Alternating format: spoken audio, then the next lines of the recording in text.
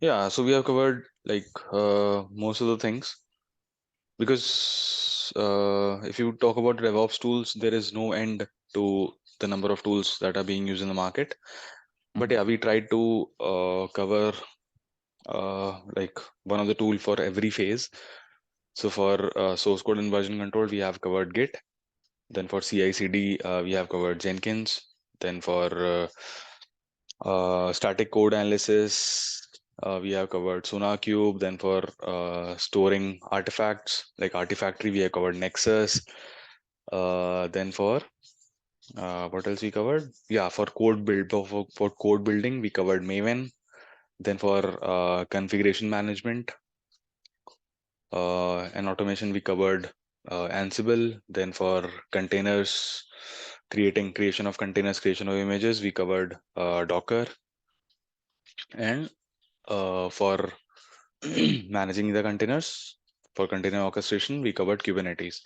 So all these tools we have covered till now. So today will be the last topic that we are going to cover. That is continuous monitoring. Okay, continuous monitoring also we have various tools available in the market. So we'll cover one of those tools, one of the popular tools. Okay, so in monitoring, if you say there are many tools, so almost every tool is popular. Okay, so you have today we'll cover Nagios. So Nagios is Nagios or Nagios or Nagios or whatever you call it. So that is yeah, that is one of the popular tools. Other tools are ELK, okay, Elasticsearch, uh, Logstash, and Kibana. Okay, the combination of three. And the third tool is Prometheus and Grafana.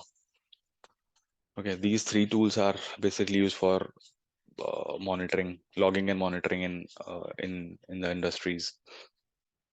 And Splunk is also used. Yeah, Splunk is also popular. And one tool you already know, that is a CloudWatch. Okay, uh, you worked on CloudWatch, right? Right, Prakash?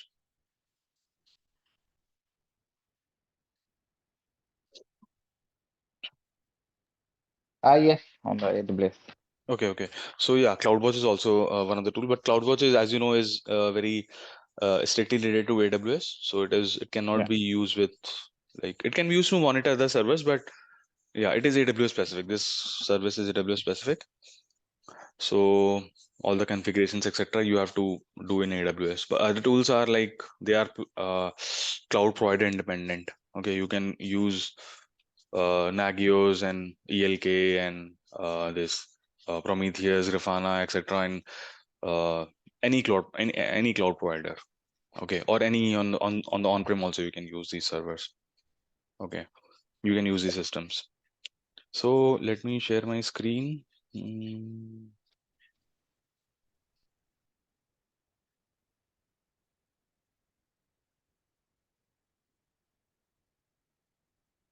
where did the slide go?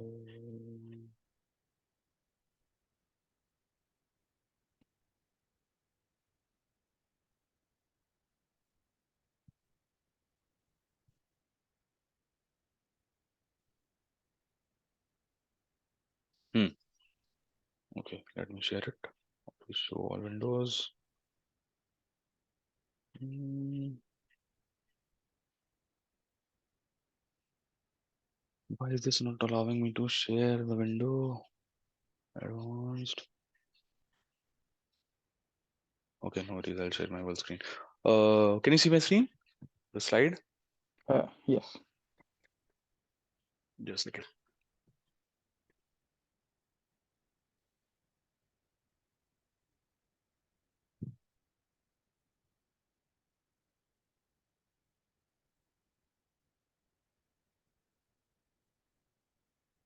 So continuous monitoring. So whatever things we have studied with the term, starting with continuous, for example, continuous integration, continuous deployment, continuous delivery. Okay, these three things we have studied. So what does continuous means? Continuous means which is happening by its own again and again. Okay, it happens continuously. So continuous monitoring is also such thing. Okay, the monitoring which should happen again and again. Okay, it's a very defined process. So continuous monitoring is a process which is used to detect report and respond all the attacks which occur in its infrastructure. With attacks, we don't mean like the hacking and all those things. Attacks mean whatever happens with your infrastructure, whatever happens with your services, everything can be monitored. Everything should be monitored. Okay, because this is very important part where your operations teams comes in, right? The main aim of operations team is to give like 24/7 support to the customer, right? The clients which are there who are using our application, they should not face any downtime, or if they are facing any issues, their issues should be resolved at the same time, like with very less time their issue has to be resolved. Okay, so that user satisfaction or there, because that is the main aim of your all the projects, all the businesses. Okay, so we need to monitor our servers and services. Okay, when we talk about infrastructure, it means all the servers and all the databases and everything, like everything that is involved in your application. Okay, so that is what continuous monitoring is. Then how is Nagios helping us to do continuous monitoring? So Nagios is an open source software. Okay, Nagios is an open source software like most of the softwares we have been studying till now. So open source means like open source, the popular ones are open source only. Okay, because they are free and they give you more flexibility to customize them. Okay, that's why open source softwares are anyways very uh, popular, whatever thing you talk about. So it runs. So it's an open source software for continuous monitoring of the systems, network, and infrastructures. Okay, it runs plugins stored on the server, which is connected with the host. So and Nagios is all based on plugins. Okay, you have some plugins on your host. Okay, you have some plugins on the client. So important thing on Nagios is, so its architecture is also based on client server model. Okay, so every architecture, most of the architectures that we have seen, those are based on cloud client server, right? Even the Docker, the Kubernetes, Ansible. Okay, everything Ansible, yeah, everything we saw was based on client server. We had a master. Okay, that was our host. Okay, from the master we used to trigger the commands, and that used to be executed on the nodes which are connected to it.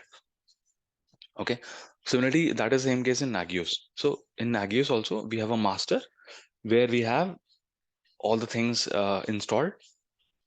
Okay, then you have uh, uh, all the clients, all the servers that you want to monitor using Nagios. Okay, and you create a connection. Okay, you create a connection. So how do you create a connection? For this you need plugins. Okay, for this you need plugins, both the sides, from the source and for the host and for the clients. You need to install some plugins. Okay, so these plugins will send the data from the server, like from all the servers, from all the nodes to the host. Okay, so if I talk about data means all the monitoring aspects. You see, memory, CPU utilization, disk usage, about the services, whatever applications are running, their logs, about all the protocols, whether they're working fine or not. For example, HTTPD, HTTP, SSH, HTTPS, okay, telnet, like whatever, XYZ, anything you can imagine, you can do monitoring using Nagios. Okay,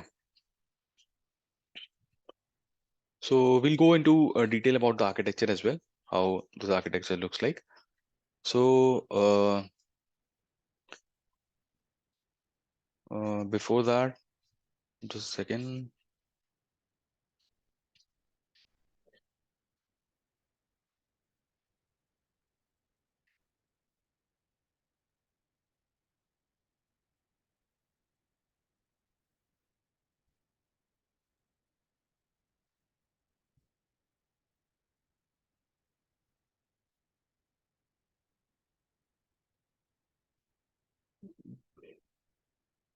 Okay,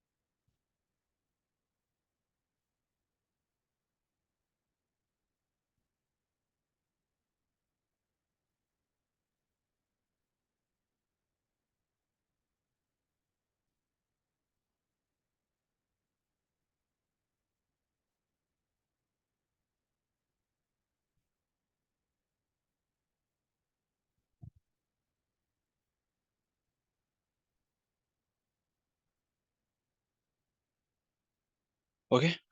Yeah. So it says it runs plugins stored on the server. Okay, which is connected with the host and other servers on a network over the internet, a network or the internet. Okay. So basically, it's the plugins. Okay, we'll see that in the architecture, then it will be more clear to you. Okay, so yeah, you can configure all the alerting and everything with Nagios. So if in case of any failures, you can issue Nagios alerts. Okay, about the issues, so that your technical teams can perform recovery process immediately. So whatever we talked about. So if you understand CloudWatch, so it is basically works on the same principle. Okay, similar thing as CloudWatch, because CloudWatch is also monitoring tool, right? So every monitoring tool will work on the same aspects. Okay, the only the difference would be their architecture. Okay, plus their some configurations. Okay, the things, whatever features. So every tool will provide you the similar kind of features. Okay. uh, yeah, so it is used for your continuous monitoring systems, application service, and business processes in the DevOps culture. Okay, then why do we need Nagios tools? So what are the features? It detects all types of network and server issues. Okay, if there is some issue with the network, for example, any protocol is not working, or any server is not responding, any of the server is having some issues. So all these servers can be detected.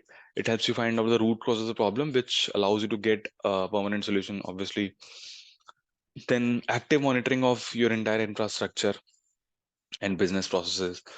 So yeah, the complete infrastructure, whatever you have, and number of EC2 instances, RDS instances, and anything, whatever you want to monitor it, you can monitor. You can using this. You can using Nagios. Okay. Then it allows you to troubleshoot and monitor performance issues. So if there is some application running, you can always track how it is running, the latency and memory, and like all the matrices that all these aspects you can track. Okay. Then it can also help you with the infrastructure updates of the outdated systems. Okay. Obviously security, availability. So these are all the theory aspect. So you can go through it whenever you want. Uh, okay, coming to the architecture. Okay, this is how your architecture of Nagios looks like. Okay, so you see on the one you have your server. Okay, this is your Nagios server or the host.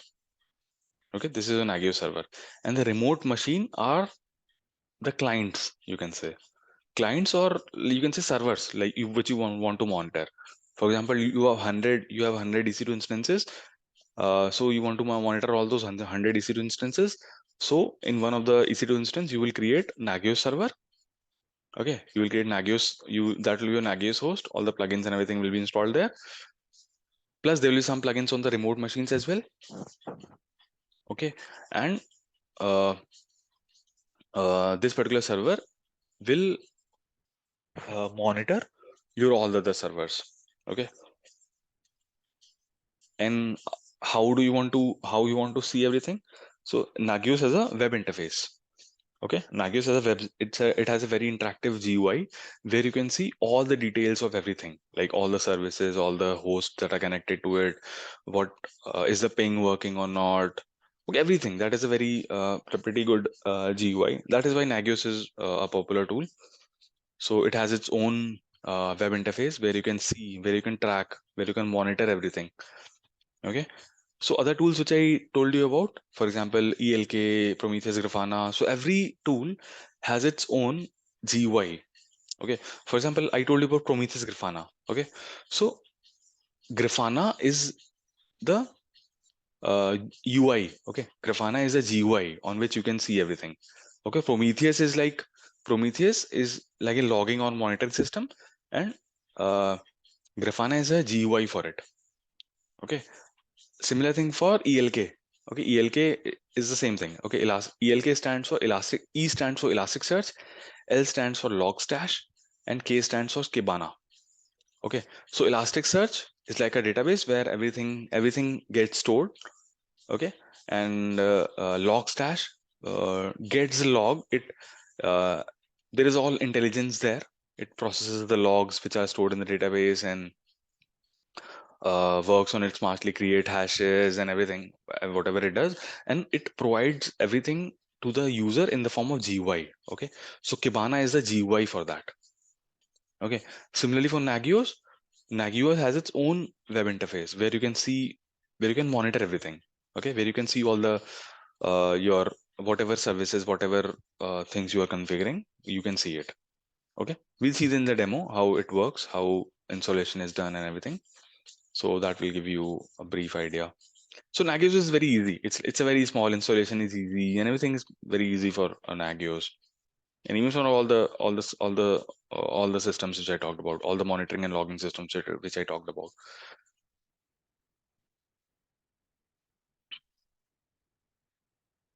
Okay, so somewhat a detail about it. So there is a scheduler which is a component of a server part in the Nagios.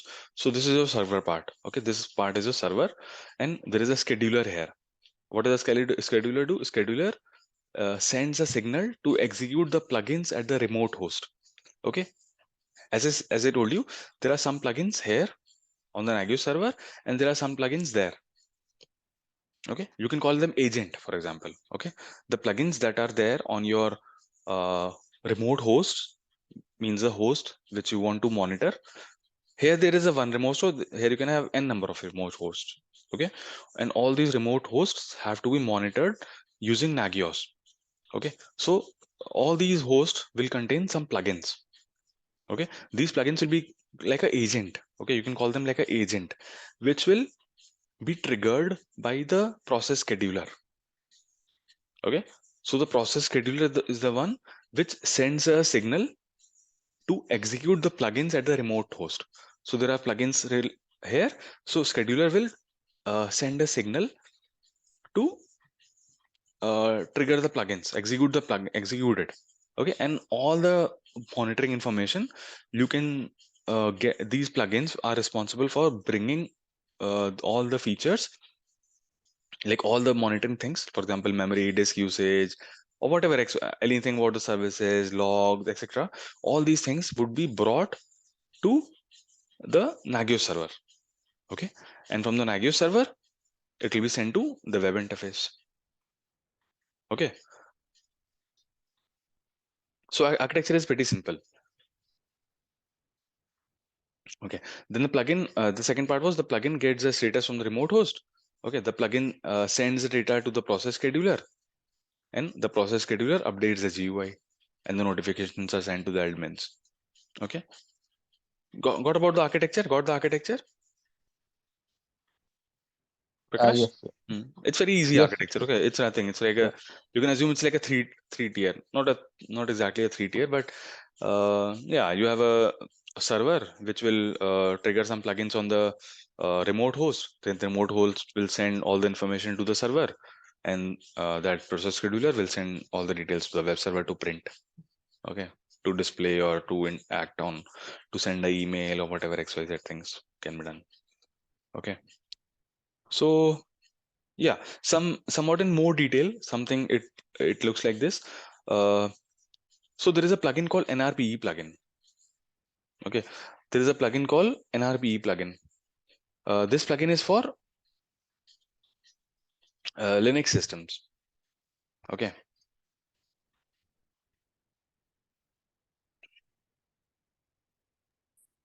okay, so yeah, I told you right. For you can with Nagios you can also monitor all the services as well. Yeah, I told you already. So you can monitor HTTP, SMTP, your DNS, LDAP, whatever XYZ services, whatever they are running on your remote host or any of the host, that will be, you can using Nagios you can track that. yeah, Okay, so. Uh, Okay, so before coming to that, just a basic about continuous monitoring. So every continuous monitoring tool will have some phases. Okay, every continuous monitoring tool will have some phases. Okay, so let's make a slide.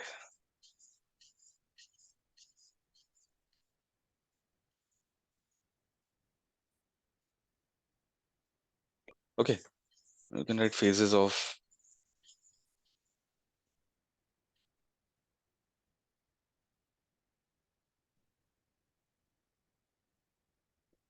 Okay, nothing important as such, but yeah, uh, it's normal. It's you will get it. So first phase is define. Okay, in define what you do, you develop a monitoring strategy. Okay, how you have to monitor your applications. Okay, strategies in how many number of hosts you can have, and what are the tools you are going to use. Okay, all these. This is like a making a strategy. Okay, creating a strategy. Okay, then there is a stage called establish.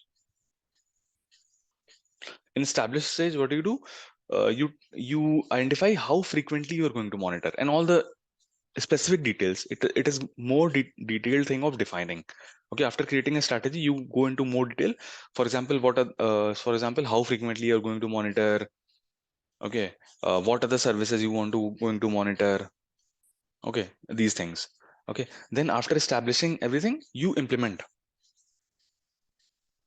will involve like installing your tool. If you're using nagios, you can install nagios. If you're using elk, you can install those particular tools. Whatever tools you want to use, you just install it and configure it, okay, properly. So that is called implement.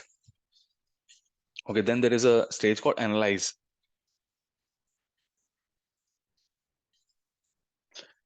Analyze data and report the findings. Okay, so in this phase what you do, you analyze the data whatever. After implementation is done, your monitoring setup is done. Okay, your monitoring setup is done.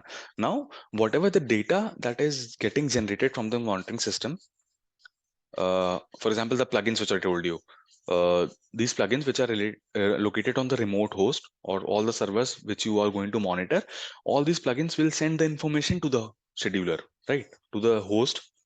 They're going to send information, a lot of data. So how to analyze the data, and then to reporting the findings. Okay, that okay, this is my disk utilization, this is my memory consumption, ping is not working, or http is not working, or something is critical. Some of the stages are at some of the services are at critical stage, xyz, whatever things. Okay, so this is reporting the findings, and then is how the user is, and what will the user do? User will respond to it. Okay, then there is a phase comes to respond. Okay, so after that, how will it respond? Responding means to send an email, for example.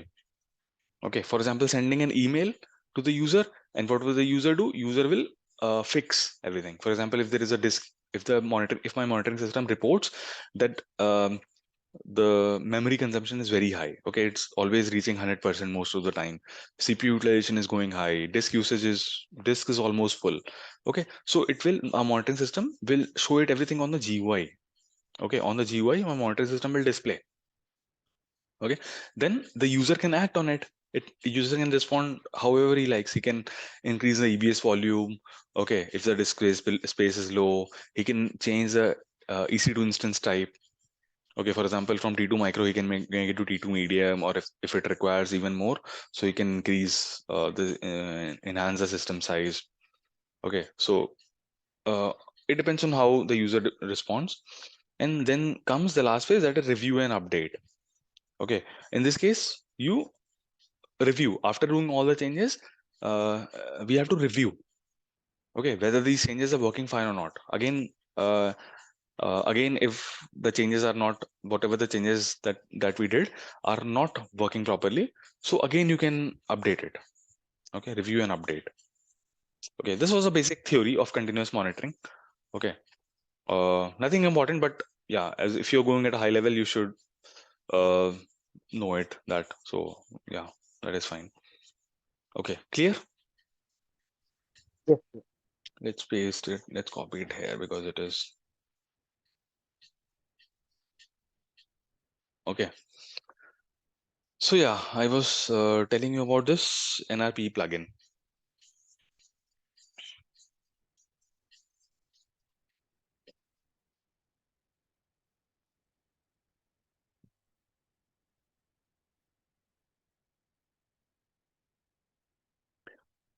So uh,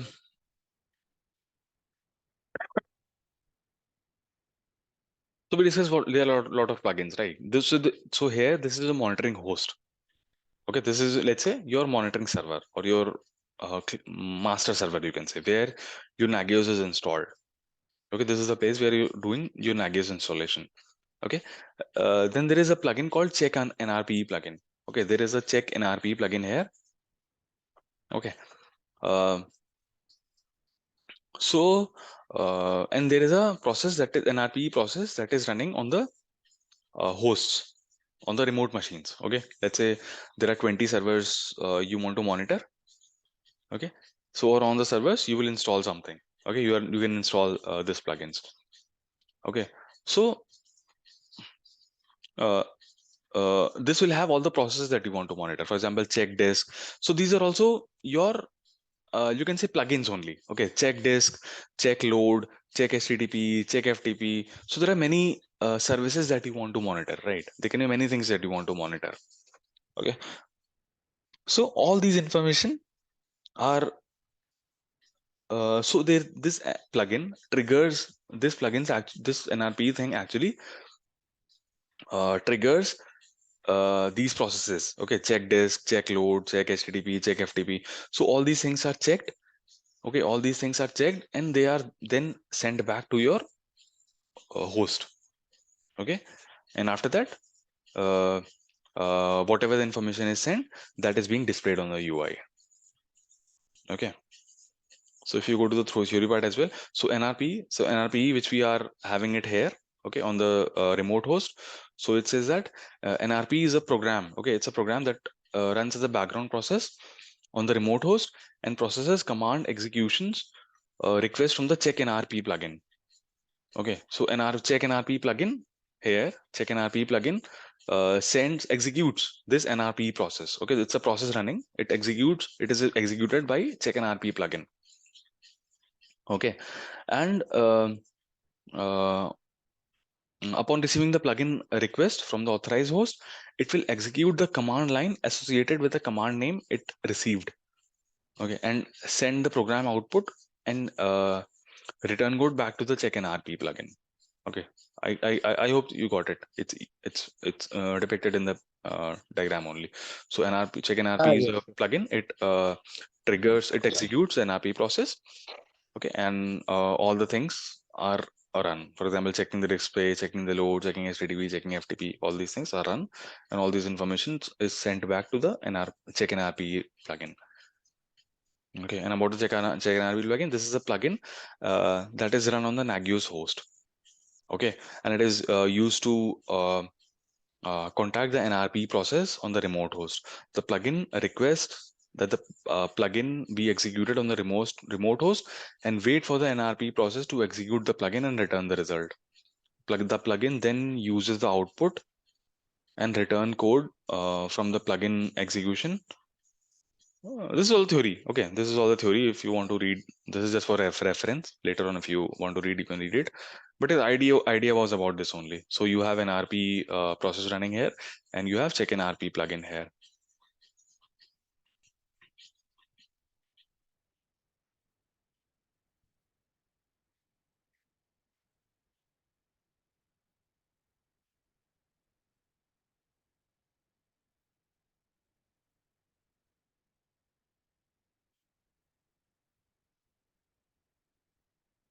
Hmm.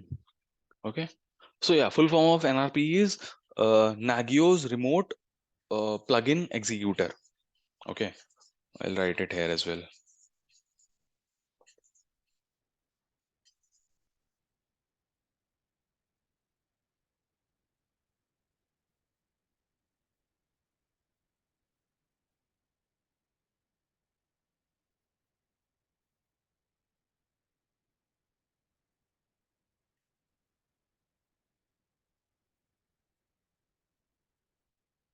NRP is Nagios remote plugin executor. Okay, so this is the full form of NRP. So yeah, if in your resume you are going to write these things, uh, If you are preparing your DevOps resume, which I'll give you a hint today how to write a DevOps resume, I'll provide you some resumes as well. So uh, on this, what you can do, you can uh, write at least two monitoring systems you should write. Okay, at least two monitoring systems you should involve include in your resume. For example, I assume one you already know. Okay, CloudWatch you already know. Okay, and if you put Nagios, that will be another one. Okay, that is fine. Okay, so these two things you can put. And if you later on, if you want to study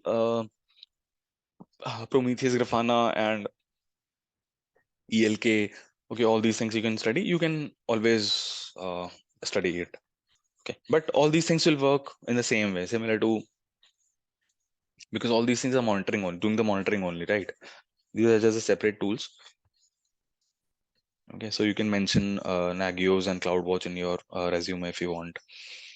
Okay, so in the interview, he can ask you as well. In the interviewer can ask you these questions as well about this NRP plugin, because NRP plugin is the most important plugin in Nagios. Okay, the full form and how it works, and about the description of check NRP, and NRP is a process, and all these things. Okay, clear? Yes.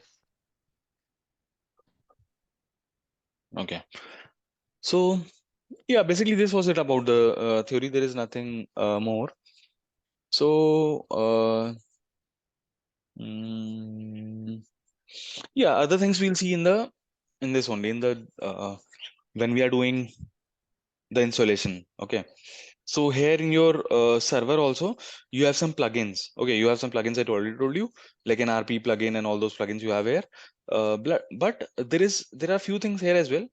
There's a configuration. Okay, because here, like in Docker we used to have in Ansible we used to have a host file, right? The host file was a file where we used to write the information of all the hosts that are going to connect with this.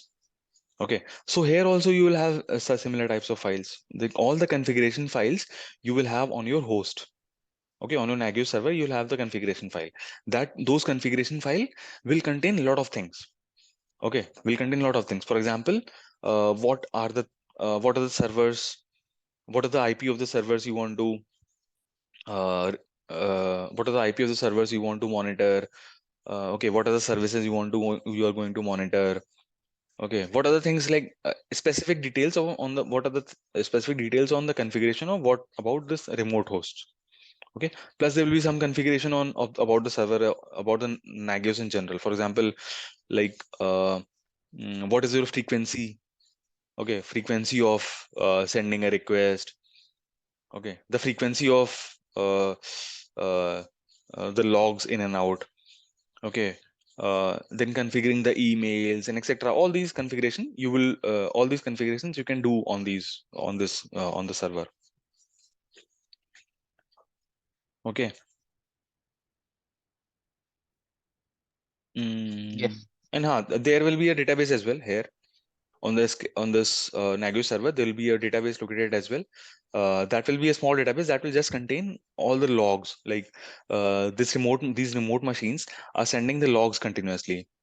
Right. These are sending Yeah. the logs continuously.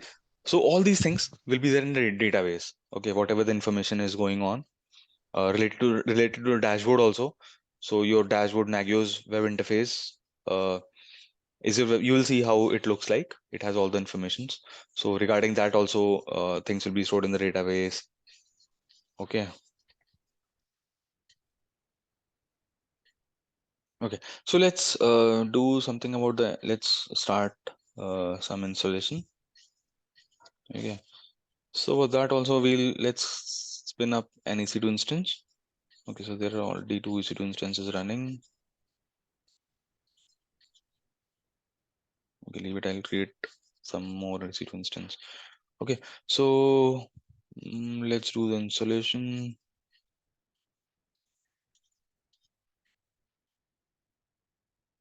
And you can monitor any type of instance. For example, in your your server, your Nagios server can be Amazon Linux. Okay, it can be Amazon Linux, Ubuntu, or XYZ, any type of server it can be. Okay, and your remote machines can be any type. It can be CentOS, Linux, Ubuntu, or like any type. So it can work across platforms. Okay, it's not like that. Your if your Nagios server is Amazon Linux too, then all the remote machines that it has to monitor has to be Amazon Linux too. No, this is not the case. Okay, we'll see that example as well. Okay, we'll install Nagios server on our Linux EC2, and we will monitor our this machine. Okay, Ubuntu machine, let's say. Okay, so let's create our Nagios server first. Let's do the installation. So I'll call it Nagios server. Then I'll select the default Amazon Linux 2. Okay, that is a free tier. Then T2 micro is fine. Okay, keep your name, desk key. Okay, for now I'll allow all the security groups, like all the traffic.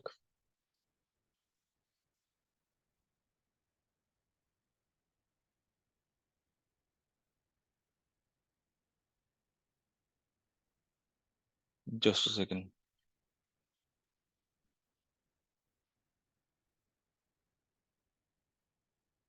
Mhm.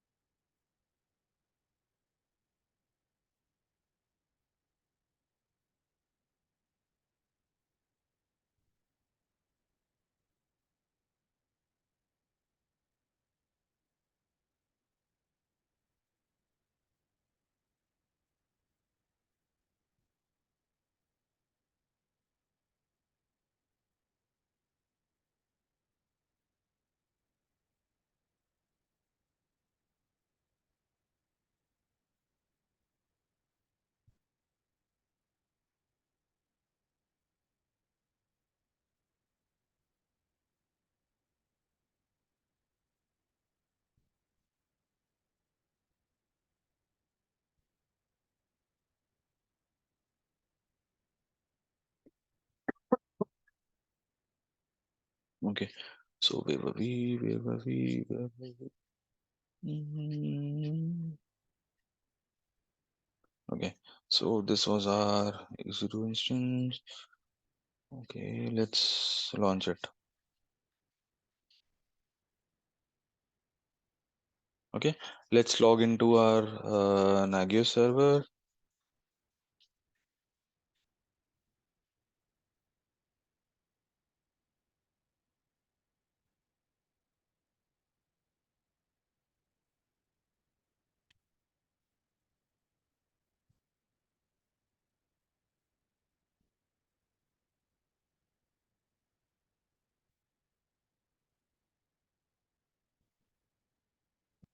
Okay, I guess it is still starting. Maybe that's why.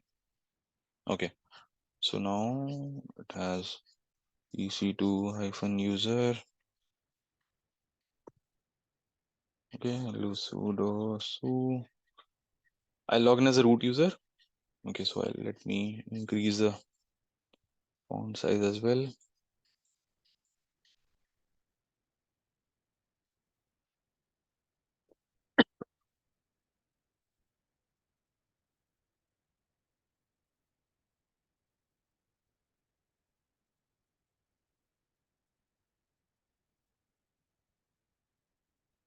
Mm, I'll make the default background as white,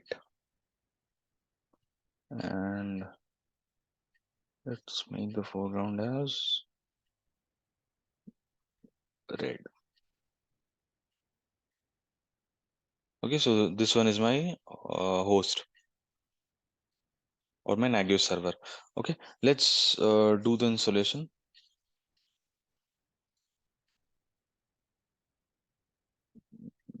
Okay, this particular document I'll forward it to you after editing it. So yeah, as I told you, right, Nagios has a GUI. right? Nagios has a GUI where you can monitor everything. So that GUI is on PHP. Okay, that is written on PHP. So that means you have to install PHP. Okay, so the first command will be to install PHP. You can see my screen, right? Prakash? Yes. Yeah. Okay. So let's do this installation quickly because these are just the steps. Installing some libraries. Uh,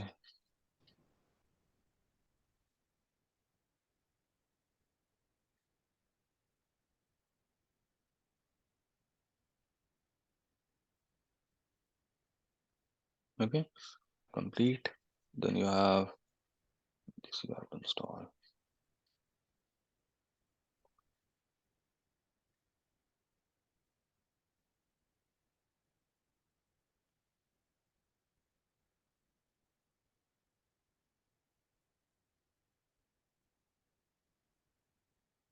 We have to create an Agios user. Okay, for example, every for every tool we have discussed. So most of the tools we have created their own particular user and then executing everything.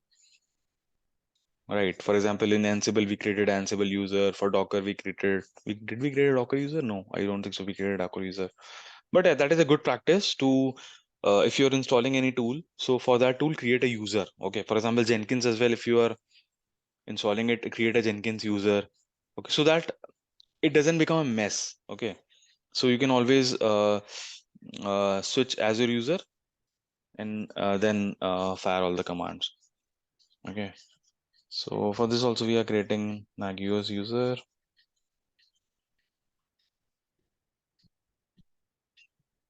Creating a user for that particular tool is mandatory in some of the tools, but for some of the tools it's optional. For example, in Docker it was not required, it was optional. For Kubernetes also it was optional, I guess. The installation that we did, yeah, Kubernetes also was option in on Kubernetes also was optional. For Jenkins, for Ansible it was, I guess, important. Okay, so yeah, setting up the password. Let's set the password.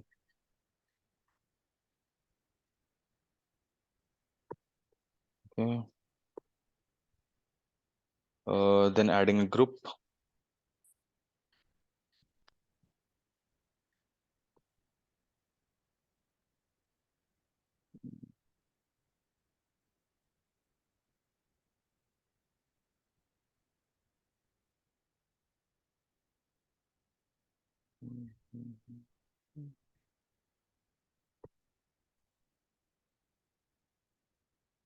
Okay.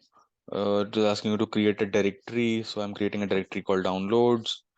Let's go inside the directory. There we in the downloads directory only we are going to download all the stuff. Okay. So this is the tar. So we are installing Nagios 4.0.8. Okay, this might be a Yeah. bit old, but yeah, you can install the latest one also. Not an issue. Okay. Okay. So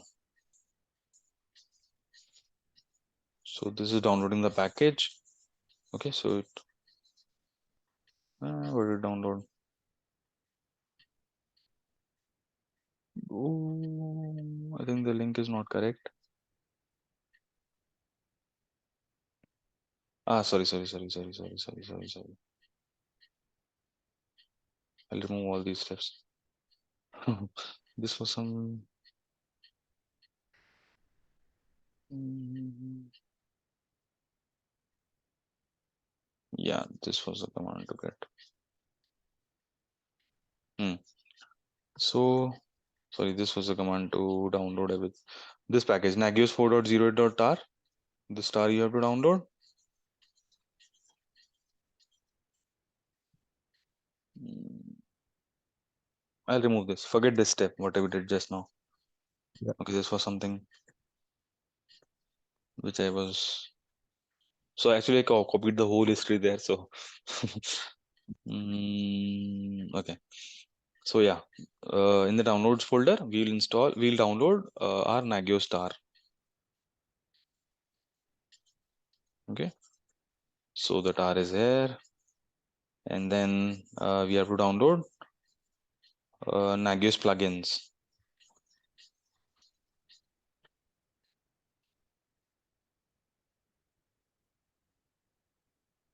Okay, then like unzip the tar.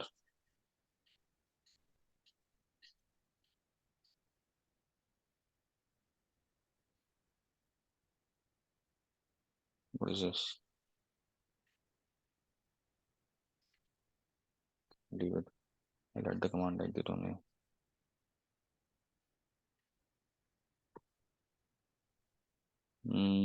This.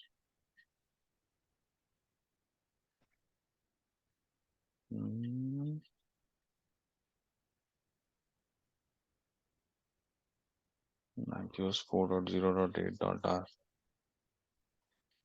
Okay, so this will untar it. Yeah, it untarred it. Now, yeah, now let's create a. Let's go inside this directory. Why is it not getting copied?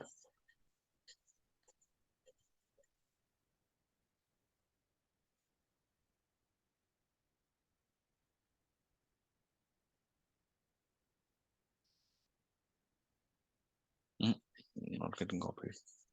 I'll go inside this directory now. Okay. In this, we have to run this. This is a script called dot configure here. There should be a script called dot configure. Yeah, this script. So this script has to be executed by passing with this parameter.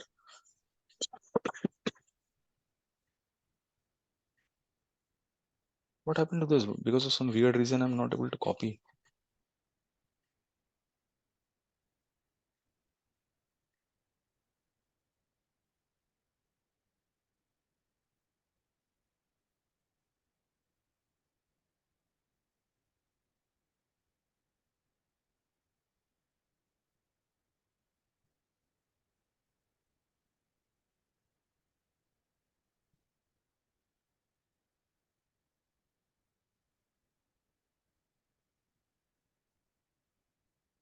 Hmm.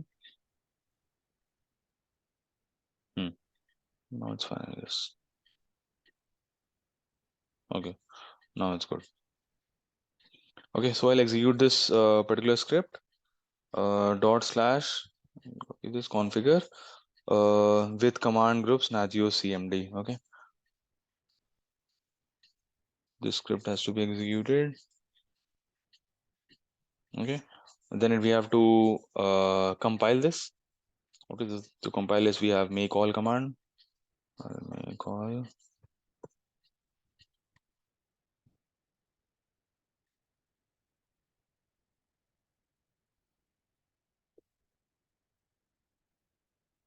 So in projects, what we do, we usually automate all these steps. Okay, we usually automate all the steps using a shell script or whatever.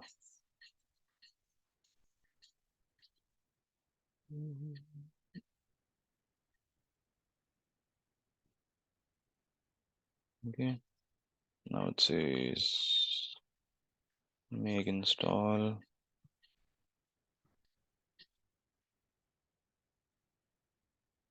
Make install init.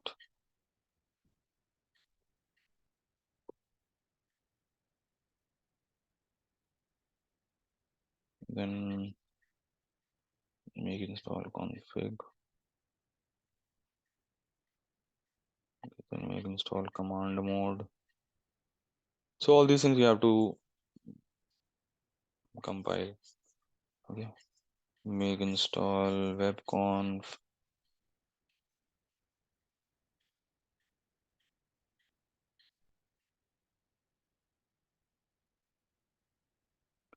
Then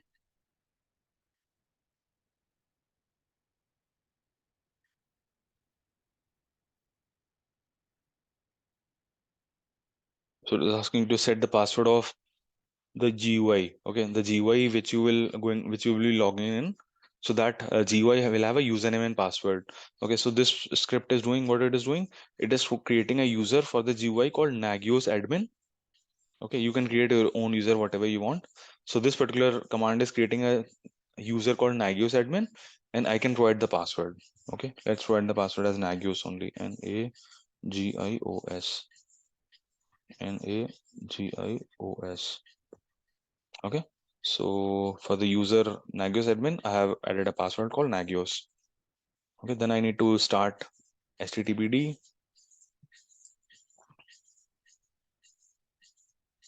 Okay, so again it is asking me to go to the downloads. Okay, now nagios installation is done. Now let's do the things with the plugin. Okay, this plugin which we downloaded, let's untar this.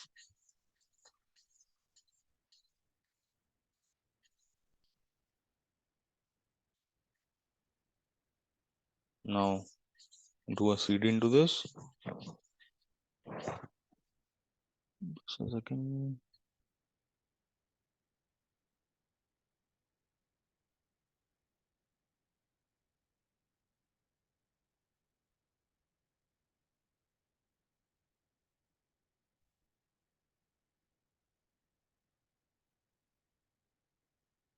Just give me a second.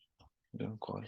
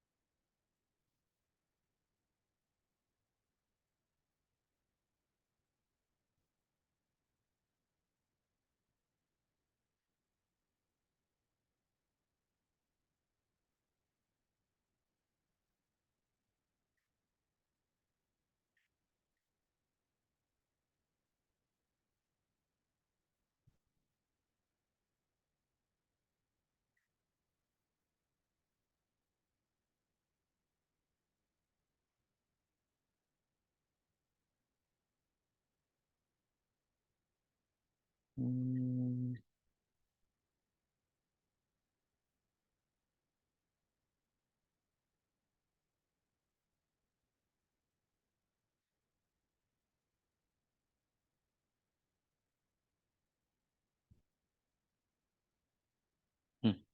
Sorry. Yeah, where were we? Yeah, we installed. We untarred this plugin. Okay, now let's go and let's see. Okay, this plugin has this folder has been untarred. Okay, now let's go inside this folder. Okay, let's do some configuration here as well. So it says that configure with Nagios user, Nagios, and with Nagios group, Nagios. So this is just configuring those plugins thing. Okay, here also we have this dot configure. Mm. So as we are seeing that every tool has their own setup steps.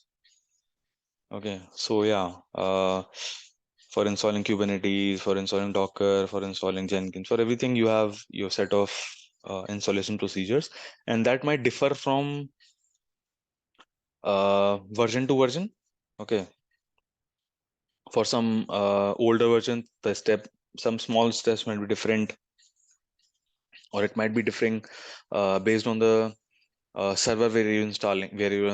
If you're installing on Okay. Ubuntu, if you're installing on Ubuntu, then the commands will be different. Obviously, for Ubuntu, Yeah. you cannot use yum. You have to use apt-get. Okay, so all those commands will change. Okay, Yeah. and the particular package is also change. Particular package name Hmm. will also change. So that you can always Google it wherever you want to install that particular tool. You can just Google it. Okay, you will Yeah. get all the steps. Okay, there is lot of documentation available on all of the DevOps tools how to install the things. Okay. Okay, now what is the next command? Next command is again the same thing. Let's now compile it.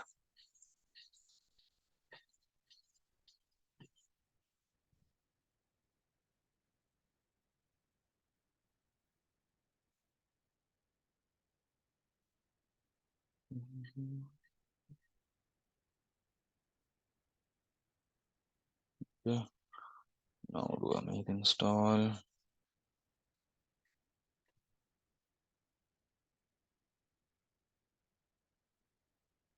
Hmm.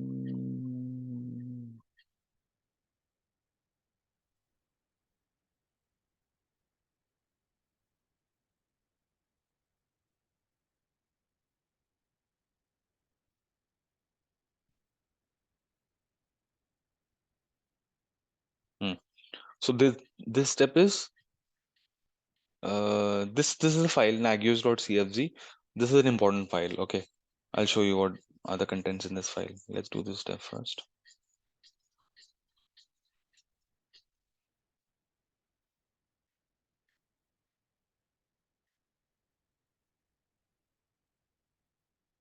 Now this is the last thing. Everything is installed now. So now just start the service. Okay, let's start Nagios. Okay, now let's restart HTTPD. Okay, okay. So this is also done. So now your Nagios is installed on your Nagios server. Okay, so right now we do not have any uh, remote host. Okay, like we don't have any other server that we want to monitor. We just have installed Nagios on our host. Okay, and then Nagios can also obviously it can also be used to monitor its own server, right? Now Nagios is just a software. It's a tool, right? If you have installed it on a server, it can be used to monitor other servers as well. As well as it can monitor itself, uh, the host server as well. Okay, so let's see that. Let's open the GUI. You'll see how the GUI looks like. So how to open the GUI? Just copy the public IP address of this. Let's open in incognito window. Okay, and slash Nagios. Okay, see now it is asking you to sign in. What was the username? Our username was Nagios admin, right? Nagios admin. Sorry, admin. And what is the password that we have set up? Password was Nagios. Nagios. So now what you see here is my uh, Nagios homepage. Okay, this is a dashboard, you can say Nagios dashboard. Okay, here you can monitor everything. Okay, this is having its own documentation and you can play around with it. It's a pretty good monitoring thing. So if you go to the home, you're already on the home, I guess. So this is the home. There, if you see the current status, is the map. You see the map. Map is for how many things have been uh, installed right now. Like how many servers are being monitored. Okay. You see, you have the Nagios process, and it is just monitoring your local host. You see, it is just monitoring your local host, which means the server itself. Okay.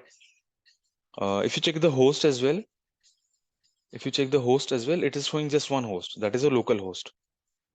Okay, this is just one host. That is a local host. It has been. You can check when was the last check done, the duration, status information. You see status of information. Ping is all okay. Packet loss is 0%. Okay, you can see the in tabular form as well. Host status total. So one host is up. Okay, zero hosts are down. So obviously we have a single host right now. So that is up. We don't have any host which is down, unreachable or pending. So here you can see.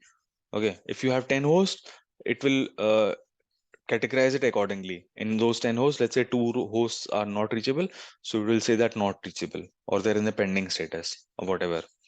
Okay. Then you have to monitor the services. Okay, services, how it is seeing the services. So it says two services are in the okay status. You can check those services, which are the services that are in the okay status. You see, ping is working. So now you see it's keep on increasing. Okay, number of services are now earlier there were two, now there are four. So uh it is running. Means services are running in the backend, and your monitoring is being performed. Okay. You see, there is one warning. You can see what is the warning. The warning is this HTTP. What is this one? HTTP warning. 403 forbidden. Okay, it says 403 for forbidden. So it is doing some attempts. So so it is doing two attempts. You see, two out of four attempts it has done. Okay. Now you see, services has become five. Okay. So it keeps on checking what type of services are there. So it is trying to do SSH. Okay, it is trying to do ping. Okay, so you can monitor everything here. Pending. So two are in the pending. Services are in the pending state.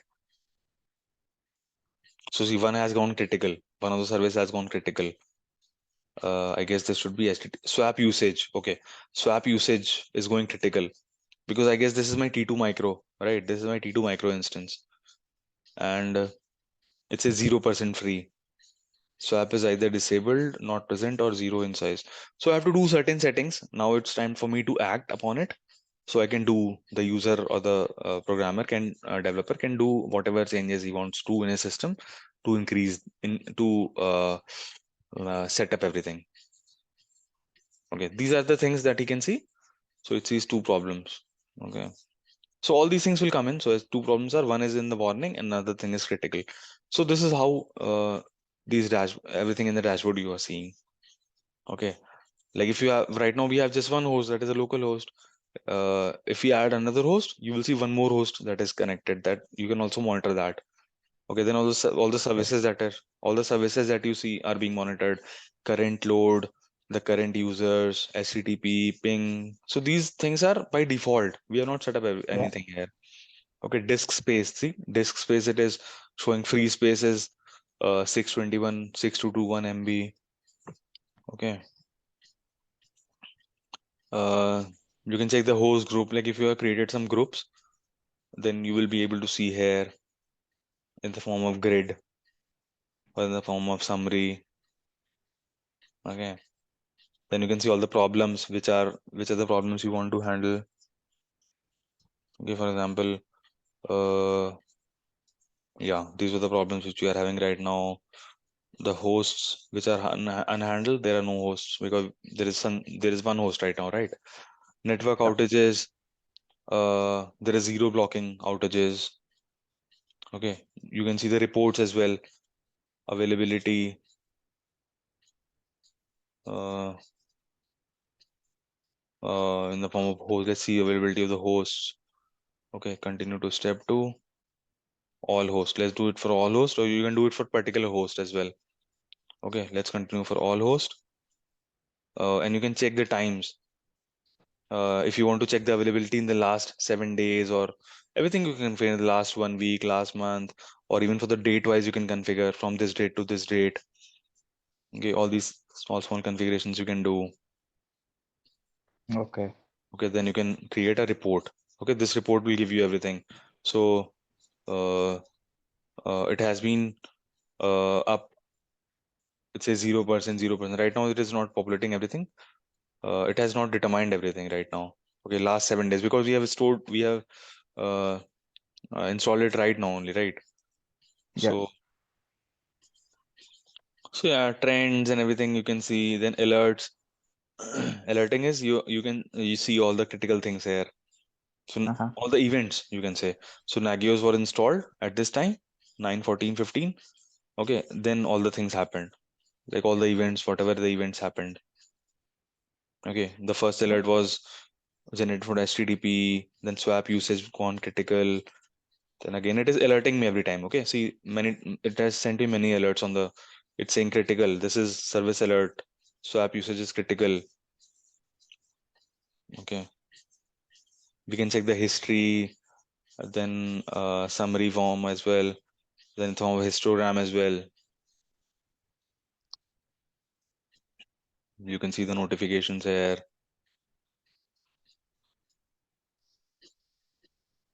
So you can notify notification command. So you can check this as well. What is this command? Uh, yeah, what are the things that is it is testing? Command name. Mm-hmm. So that's what our NRP is doing, right? The NRP process is triggering various commands. Check FTP, check HTTP, check INAP. So all these protocols are being monitored. Hmm. So right now we have not configured everything. Okay, we have not configured the emails and everything. So it is taking in dollar form. You see long. So here we can configure everything. Okay, from Yeah. there.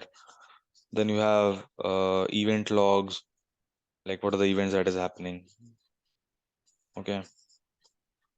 Then coming to the system, yeah, comments, downtime.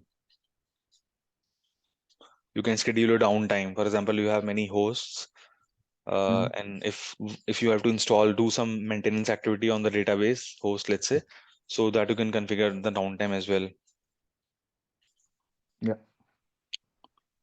Mm, so all these things. So you will get to understand about these small configurations when you are actually working. Like based on whatever things you require, you can do the configurations.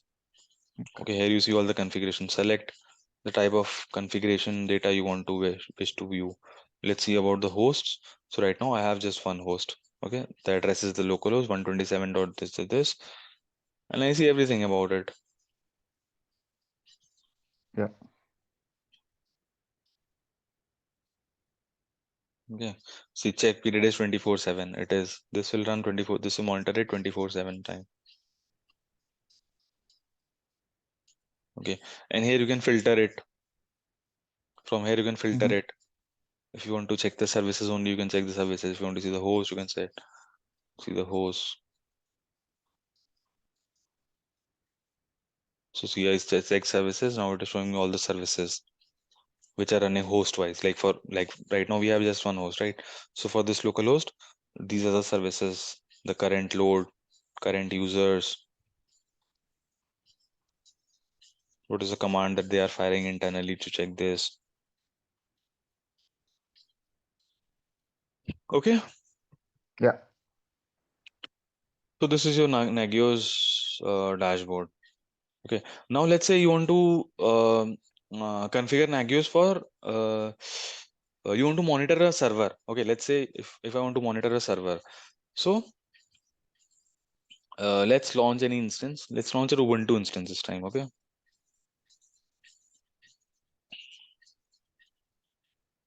I'll call it remote, or I'll call it, what do I call it? Uh, remote server. Okay, remote server. I'll call it. Means the server. Remote server is a server that you want to monitor using Nagios. Okay, Yeah. in this server you don't have to install Nagios. You just have to install the plugin. That's it. We'll see that how to install. Okay, so let's make it Ubuntu this time. Okay, let's get a Ubuntu. Let's go with the older one. 3 tier and T2 micro. Let's make it T2 micro only. Keep a name. Okay, let's make it test key. Then creates. I'll select the existing security group and I'll select all traffic. Okay, though this is not recommended in your project because all traffic will allow everything. So you can set up your own security groups as per your security policies. Okay, then I'm launching one instance. Let's see. Okay, this is my remote server. Let it come in the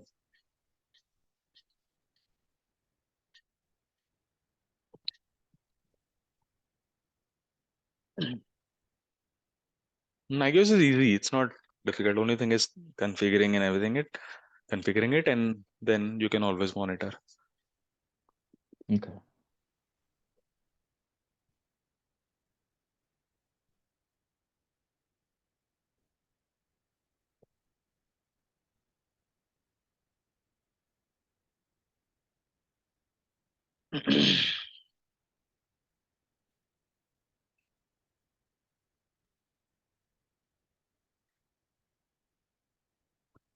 Okay, let's connect to this remote server to install our plugin.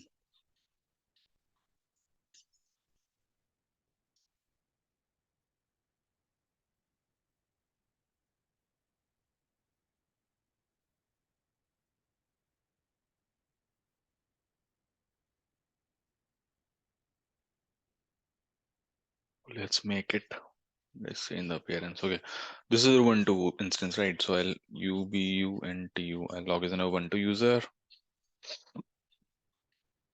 Do a sudo su. Okay, let's change its look and feel so that it is recognizable. Color. Let's choose gray color. Okay, and for the foreground, I'll choose. Let's choose dark blue, and let's change the font size as well. 14 bold. Okay, so this is my one of the remote server which I want to monitor. Okay, so I have to do some installations here. Okay, I'll add I'll add this command as well, this setup as well. So the command to set up, what we'll do, we'll install some plugins here. We'll have to install the agent here. Okay, so we have to download this NRP agent. Let's go into cdtmp, and the command to download the NRP agent is this. This will be the tar file which will get downloaded. Okay, the tar file got downloaded. Now I can just untar it.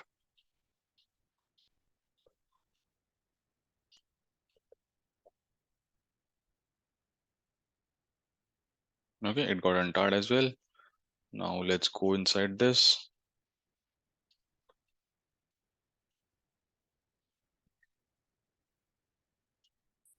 Now there is a script that you want to execute. It's dot slash full install. So there's a script here, dot slash full install. Yeah, full install this script, you see. So we have to execute this script, dot slash full install. It says yes. So yeah, it'll take some time.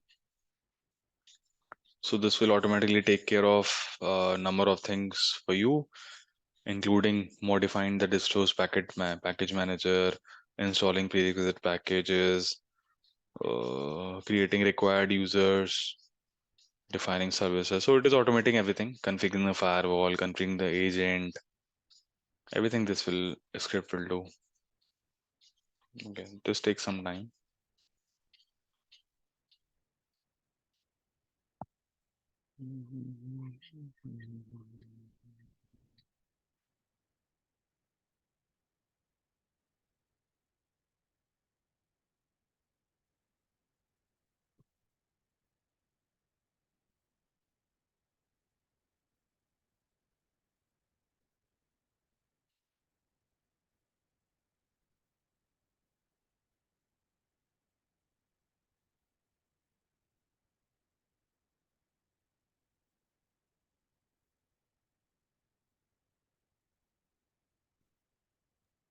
It's taking too much. Yeah, this takes time because this is doing all the configuration as well, right? Uh-huh. It is doing all the configuration related to your agent. Mm. So this agent, are we installing only on the remote end?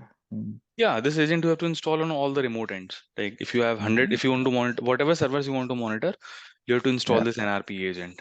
Okay. So this NH, what is it? NRP plugin NRP is agent. already installed in the Nagios Host. host. Yes, Yeah. yes. There it's already installed. Okay. Okay. From that package itself, NH Yes, from yes, yes. Nagios. From the package itself. So we are just installing the agent on the servers which you want to monitor. Okay.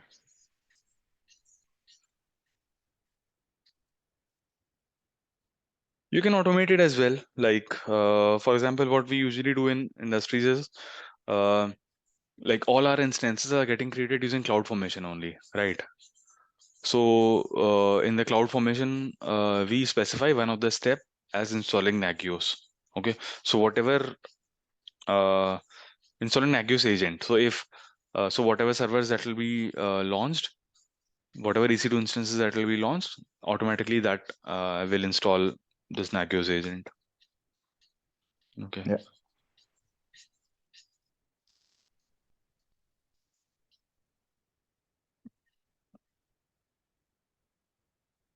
You don't use Terraform, is it? Or only CloudFormation? Terraform also you can use. Okay.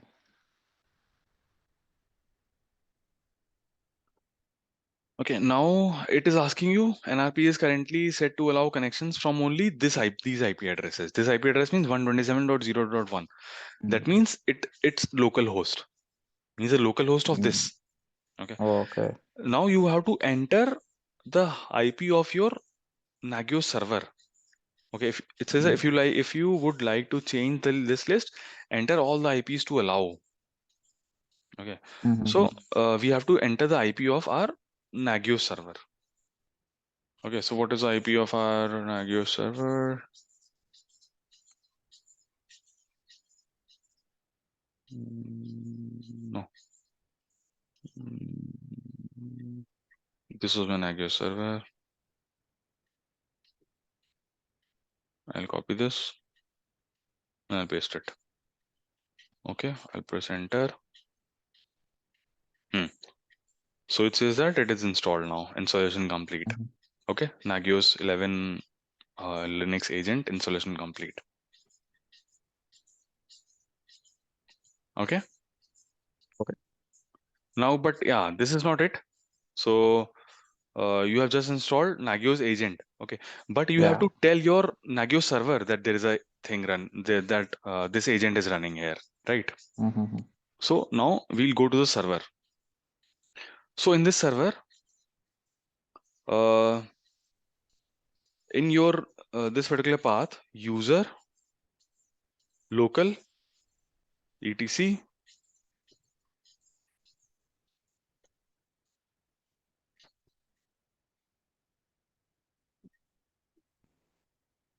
not in user local etc, user local Nagios. Yeah, user local Nagios. Yeah, you see here we have all the Nagios related files. Yeah. Okay, all the configuration, all the installation, all the libraries. Okay, and the etc you will have all the configuration. Okay, if I go to cd etc, you will see all these files.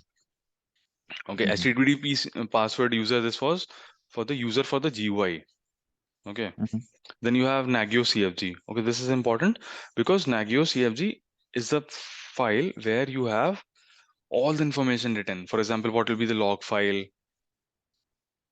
Okay, all the logs will be stored here. Then CFG file, if you want to store in the objects, you have all the commands. Okay, all the commands that needs to be executed. Okay, all the contacts, time Yeah. periods, templates. Okay, let's see in the commands. Let's see what is there in this. Okay, let's see there in this command. I'll do a cat. Or let's do a VI. I don't know how much long this file will be. Hmm. You see, all these commands are configured here. Yeah. Notify host by email, notify service by email. This we Okay, can then also you do have on the GUI, right? These things. I mean, or is it here? no. This is on GUI. Everything. This is these are the commands that you have written here to get executed. Mm-hmm. Okay, on the GUI, that was just providing you the information that this Mm. command has been executed and the result of this command is this. Okay. But you And have to then configure the we commands here. What commands you want to okay. execute? Okay, Okay. this is the Yeah. Okay. It command doesn't configuration. allow. Hmm. Okay. On the GUI, it doesn't allow us to do it, right? It doesn't change. On the GUI, it will not allow. Okay, on Okay. the GUI, you cannot configure. But here you can configure. Right Okay. here, this is a configuration file. Here you can, whatever new command that you want to execute, you can just add this particular section for it. Mm. Okay, Okay. just add this section, So if I give want the to command check name. some extra service, okay. Yes, yes, you can do that. Exactly. If you want to check any extra service, you can uh, create that. Okay. Okay. Okay. Now coming back to our nagios.cfg. Okay. Similar to this, there are many things: contacts, time periods, templates, then definitions for monitoring the local host. Okay. So here also you have all the things. Okay. Then yeah. So to enable your one more agent, what you have to do? There is a one line here. This CFG directory. This CFG dir user local nagios etc servers. Okay, this you have to Mm. uncomment. Okay, this is Okay. commented right now. This line you have to uncomment. Okay, this line you have to uncomment and save this file. Mm-hmm. Okay, now uh, now I have to create this file as well. This server which I have just which this directory which I have uncommented does not exist right now. You see, user local nagios etc servers. It does not exist right Mm. now. Yeah. So I have to create a directory. Okay. So I'll do mkdir -p.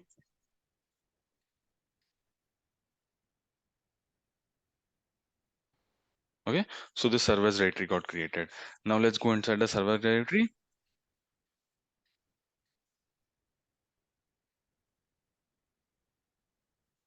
and we have to create a file here. We have to create a configuration file here.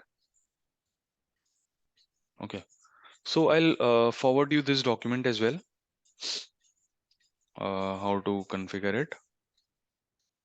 So this is all the steps. Okay, Mm-hmm. uh,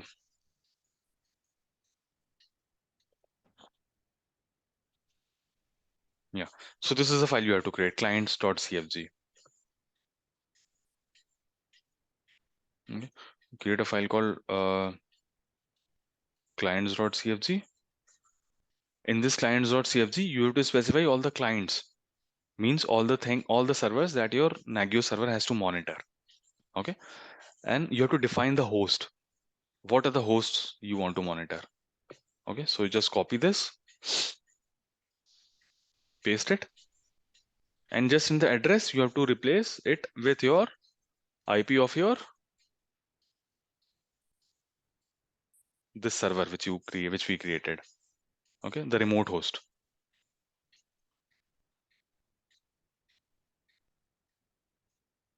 Okay, Yeah.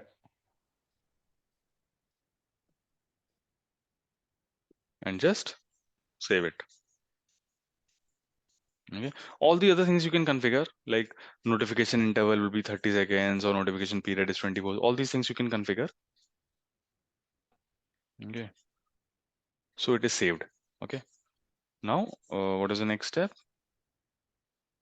I'll hide the feed.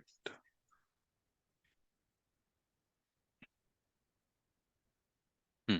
Now you have to start uh, Nagios. Okay, you have to restart Nagios. So what was the command we did to so so hmm. So yeah, it was service Nagios start, right? So we'll do service Nagios restart because Nagios was already started.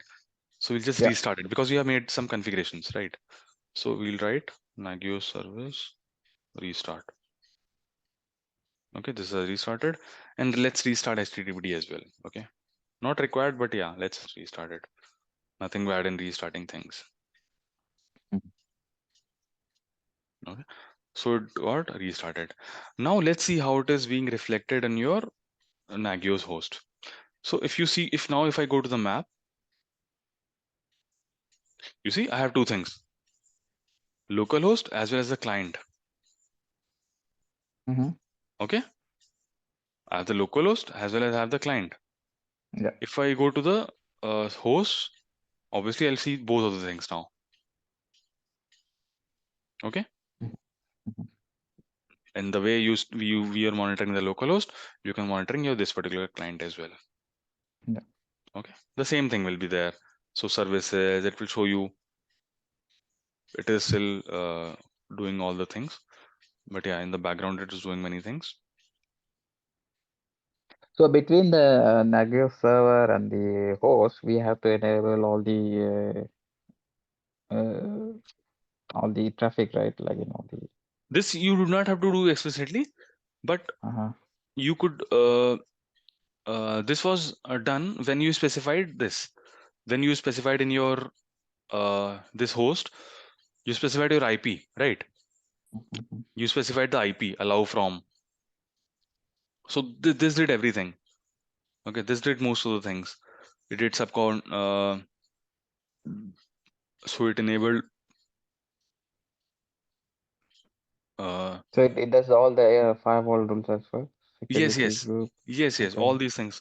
Security group, anyways. I don't care because I have enabled HTTP. I have enabled all traffic. All Okay. traffic, okay. But for you, you can configure your security groups to allow in your production means in your project use cases in your offices. So that obviously you Mm-hmm. can monitor it. Okay, the security group Okay. rules you can always change based on your Yeah. traffic. You can allow the only from this IP. Okay, or those things you can do. Yeah.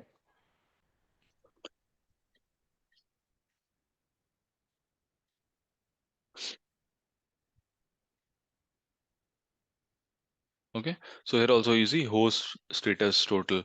So it is telling you that there are two hosts, and out of these two hosts, both hosts are up.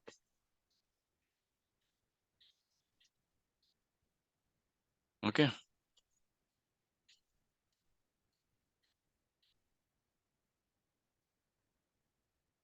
Yeah, so this was it about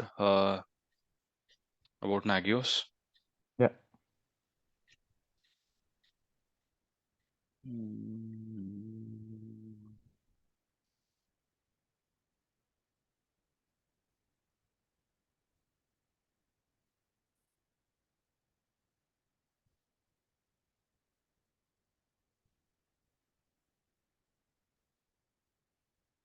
I'll add these lines.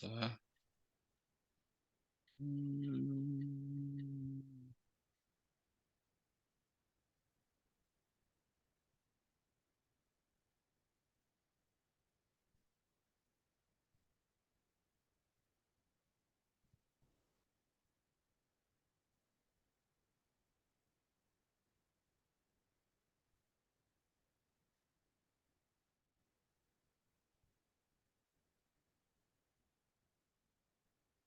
Plus all the things that we did here.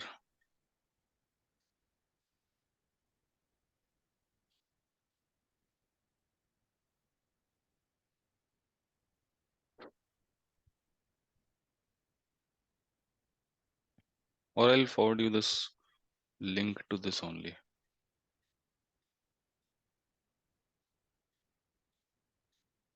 Okay, but this is a PDF. Okay. Mm,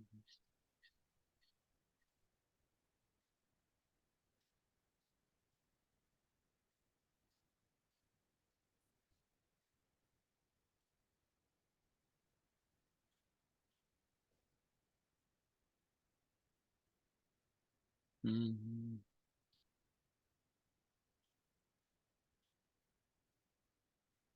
mm.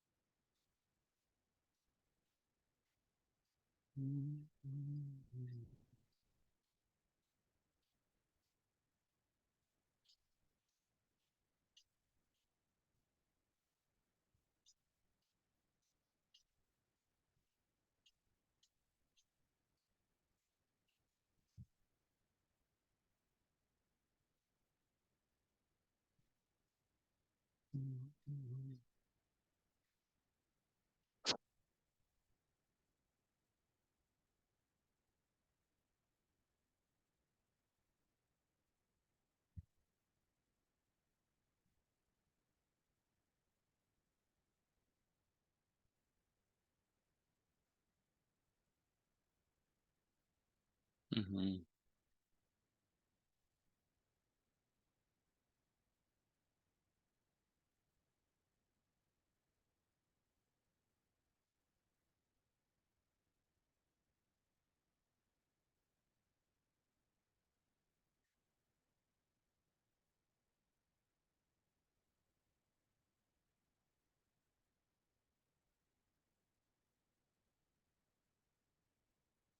So I'll forward you this file. I'll edit this file and forward you all the steps that we did. But it's clear, right? Nagios is clear, right? Yeah. Okay, so this was about how you set up the continuous monitoring. Okay, this is what continuous is, right? It will happen 24/7. Whenever your servers are up, your monitoring will start. Okay, and all the notifications and everything will get. Okay. You will see here. Okay, so we did complete everything. Okay. So if you have seen the DevOps syllabus that we sent you earlier before the starting of the course, that also had AWS related AWS DevOps services. Okay, for example, Mm-hmm. code commit, code pipeline, and all the stuff. So we are not covering that in the basics course. So that was some advanced that will be covered in the advanced course. But since you guys already have an idea of AWS, you can always go through those are very easy services. Okay, code Yeah. commit, code pipeline, and those have exactly the same concept that we have already discussed. Okay, Mm-hmm. code commit is similar to your Git. Okay, it is exactly similar like Git. Then pipelines, you already have seen Jenkins pipelines. Okay, so all these are same. Okay, similar. Those things are similar. Okay, similar to this, there are many tools available in the market. So we cannot cover all the tools in this 30 hours of this session. So yeah, so we have covered the basics and what are the most popular, widely used things in the industry. Because AWS code commit, code pipeline are very AWS specific. Okay, very AWS specific. Most of the projects and many projects are not using it. Okay, even the projects which are working on AWS, which have everything on AWS, even they are not using these things. Okay, for Okay. me, I have worked on many projects, but none of the project is using AWS commit, code pipeline, and all these services. Everyone, everywhere, first preference of the projects is Jenkins. Okay, because that is Mm-hmm. open source and it has all the plugins and it's very easy. Okay, Jenkins is pretty good and pretty powerful. Okay, and Jenkins has various available in the market. Okay, Okay. cloud bees and all these things you must have heard. So all these are like uh, similar to Jenkins. Okay, these are Jenkins only, Mm-hmm. but there are some different distributions. Okay, uh, and other than Jenkins for CI/CD, Azure DevOps is also popular. Okay, Azure DevOps is also popular. Okay, for that also we are planning to start a course in some Mm-hmm. time. Azure DevOps also I have used earlier, so that is combination of so many things. Okay, Azure DevOps is a combination of Azure repos. Okay, Azure repos are similar to Git. Okay, and Azure pipelines are similar to Jenkins pipelines. Okay, like all these concepts will be whatever concepts that we have studied will remain the same. Okay, whichever tool you are going to use, the concept will stay the same. Yeah. Okay, only thing would be change. What would change is the installation procedure and the Mm-hmm. configuration. That is it. Okay.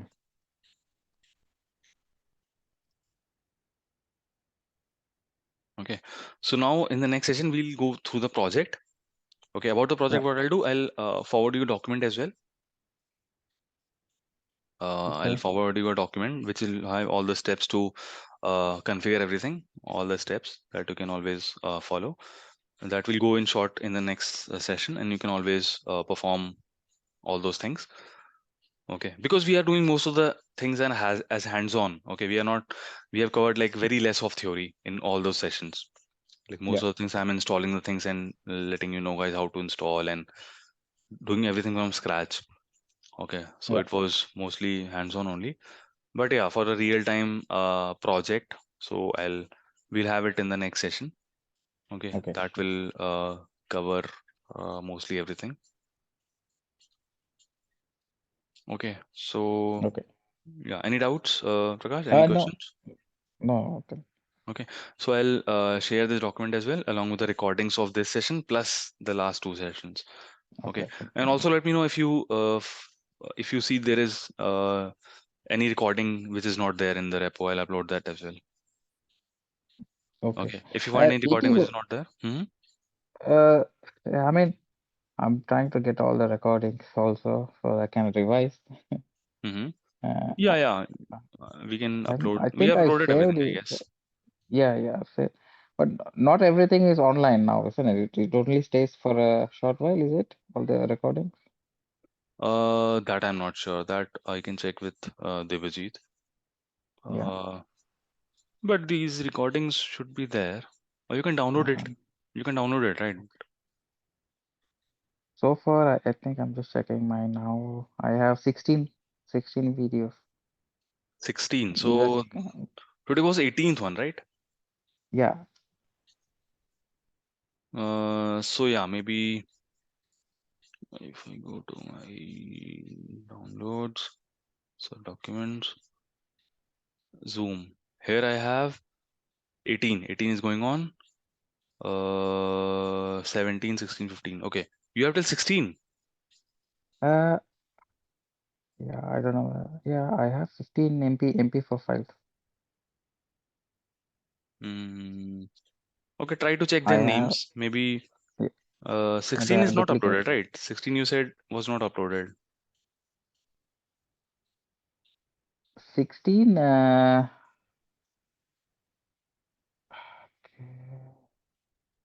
was one, right? Kubernetes one. Don't you Kubernetes know that? one, yeah, this is It's 15th. That 15. was 15th. Yeah. Oh, okay, okay. Okay. So you can go through briefly go through all the videos and let me know if there is some video missing. So I have all the videos on my laptop, so I can just upload it. Whatever you say, I'll upload it. Okay, thanks. Can you Okay. share the names so I can, if you are you able to like get the names? Names I have renamed a few, so that will might not Okay. reflect. Uh, Uh, so I had these DevOps recordings. okay. Mm, I guess 14 you were telling, right? Earlier, someone was Shah Yeah, mentioned. yeah, 14, 14. We don't have 14. I also don't have 14. Okay, you don't have 14. Okay, 14 I'll upload, and I have 11, 12, 13, 13, there are two, correct, isn't it? yes, 13, we have 13 is two, Docker 2. Yeah. Docker 1, Docker 2. And then 14, I don't have. 15, I have one. Hmm. 16, I have two. I don't have the one in 16. Okay. 16. Let me check. That's Zoom. Kubernetes, I think. 16. 2. Second Yeah. one, right? Okay, test 2. Two. Oh, you also have three? Oh, Yes, yes, I have 3. 7. This was the last session, right? 17, I don't have. Okay, 17 you might not be because that failed. Okay. Yeah. Okay, so I'll upload 14 and 17. Okay. 14 and 17. Yes. 14 is the one I didn't download, right? That was, what was 14 is 14? Was it? 14 was Docker conclusion and Kubernetes Okay. introduction. Okay. Yeah, I don't have that one. Yeah. Okay, 14 and 17 I'll upload, and later on you can let me know whenever you feel that if you feel that some recording is not there, I'll upload it. Okay. Thank you very much. Okay. Okay, then let's connect in the next session. Maybe next will be the last. This Okay. one was actually the last, but next one will be like we'll not discuss a lot of things, but yeah, I'll tell you the project. Okay, plus the Okay. resume, plus stuff I'll also tell. Okay. Thank you. Hmm? Okay then. Bye. Thank you. Bye bye. Bye.